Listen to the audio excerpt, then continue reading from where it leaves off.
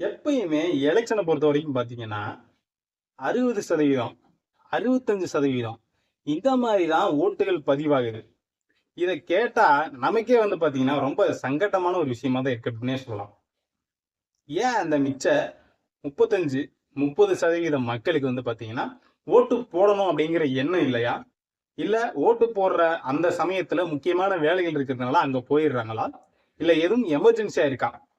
அது எப்படி தமிழ்நாட்டில் இருக்கக்கூடிய 35% வாக்காளர்களுக்கு அந்த மாதிரி எமர்ஜென்சியான சுச்சுவேஷன் அமையும்? அப்போ முக்கியமான காரணம் என்ன? ஓட்டு போடக்கூடாது அப்படிங்கிறதுனால தான் அவங்க அமைதியா இருக்காங்க. இன்னும் ஒரு சிலர் என்ன பண்றாங்க, ஓட்டு போறதுனால என்னப்பா ஆயிர போகுது அப்படிங்கிற ஒரு மன விரக்தியில இருக்காங்க. இன்னும் ஒரு சில பேர் ஓட்டு போட்டா என்ன போடாட்டி என்ன, நமக்கு கிடைக்க வேண்டியது நமக்கு கிடைச்சிக்கிட்டு தான் இருக்கு, நமக்கு நல்லா தானே இருக்கும் அப்படின்னு சொல்லி இன்னும் ஒரு சிலர் நினைச்சிட்டு இருக்காங்களோ அப்படிங்கிற ஒரு சந்தேகம் தான்